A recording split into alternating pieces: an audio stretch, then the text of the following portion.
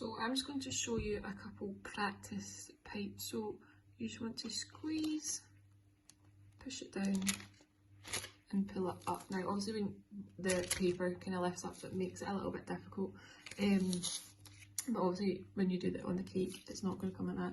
So this is just a general just squeeze and then lift it back up just to get used to it. And as you can see that the colours are coming, starting to come through really nicely. So I'm just going to do one more just to practice. There we are. Now that's to get used to the squeeze motion. Feel free to have as many goes as you want to kind of get used to the squeezing, and is it coming out okay, how fast is it coming out, all that sort of stuff. Just get comfortable with it. Next thing I'm going to talk to you about is the range of motion that we're going to be doing. So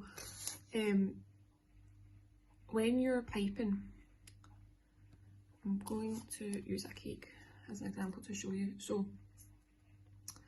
one of the styles we're going to do is a Mr. Whippy type swirl, and when we do this we want to start in the centre and give a generous squeeze in the centre, and then just keep on squeezing, and you're going to keep going round and then lift it up and then lift it up into a point. So just get used to, in your head, the image of squeeze in the middle and you're going round, lift it up again. So I'll show you what that actually looks like on the cake. So squeezing in the middle and just keep that pressure on the icing,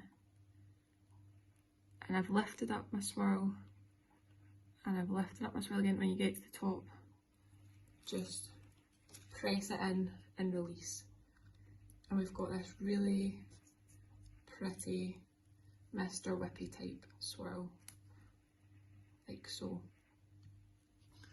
So I'll do that one again, just so you can see again. So we're going to squeeze in the middle, go around, lift, lift, and then stop in the middle and release. And that's another really nice swirl.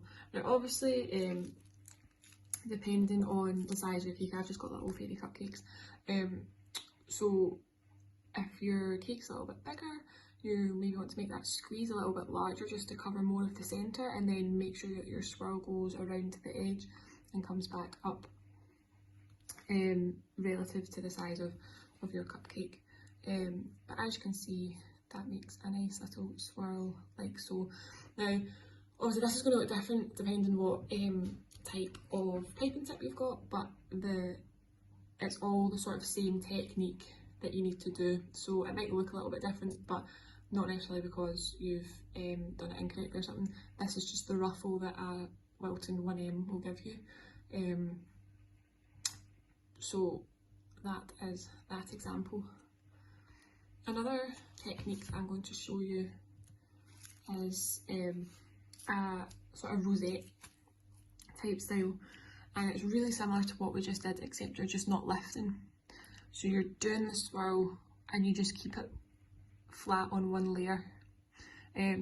For really lovely roses, Wilton 2D is the sort of go-to, but again it works really well with the 1M, and the sort of open sort of like spikier looking ones I think look really cool with a rainbow design.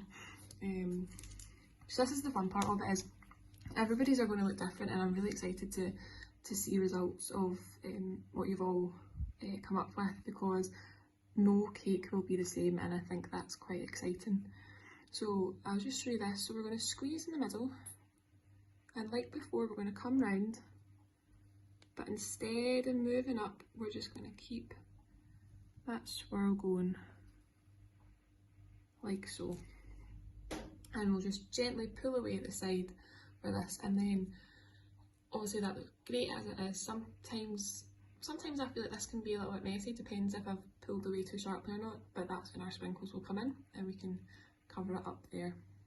So that is a rosette, and I'll do that one again just to show you.